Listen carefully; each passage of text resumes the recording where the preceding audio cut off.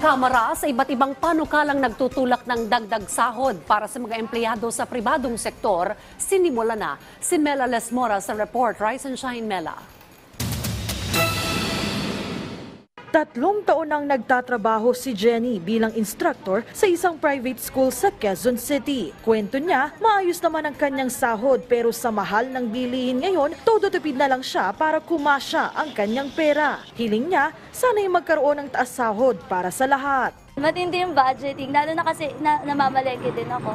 Kapag tumitingin ako ng mga bilihin, sabi ko, kamutulo na lang. Sabi ko, parang napakamahal naman. Parang hindi nasasapat para sa everyday yung sinasahod ko din.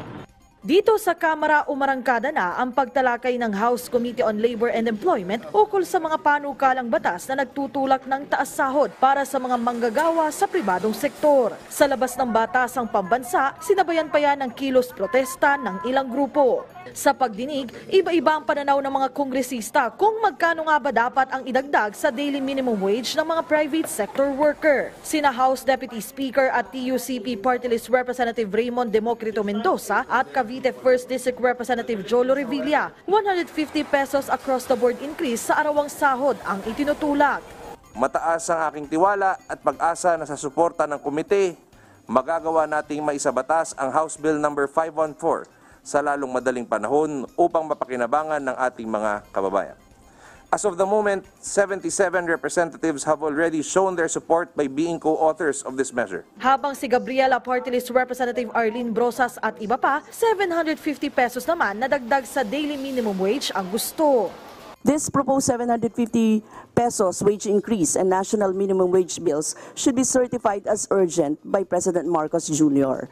Legislating a significant wage increase and national minimum wage is long overdue.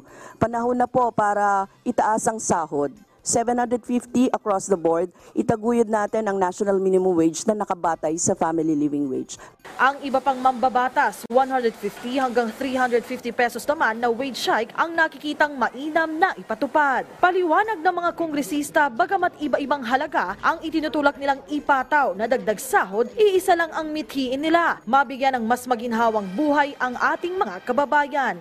Una nang naipasa ng Senado ang kanilang bersyon ng wage hike bill, pero ang Kamara hindi naman daw napipressure dito. Sa halip, iginit nilang mainam na dumaan sa masusing pag-aaral ang panukala kaysa naman sa huli, mauwi rin ito sa wala. I don't want to sound as a party pooper, no? Pero I would take refuge on the famous words of the late Inday Badiday. Careful, careful. Careful, careful. The worst that can happen is to give too much hope on our workers na hindi naman kakayanin. No? Ano yan eh? Alam naman natin, we have to strike a balance between yung sumasumesweldo saka doon sa nagpapasweldo. Pagtitiyak ng mga mambabatas sa lahat ng pagkakataon, patuloy nilang isusulong kung anong pinakamainam para sa ating mga kababayan. Mela Lesmoras para sa Pambansang TV sa Bagong Pilipinas.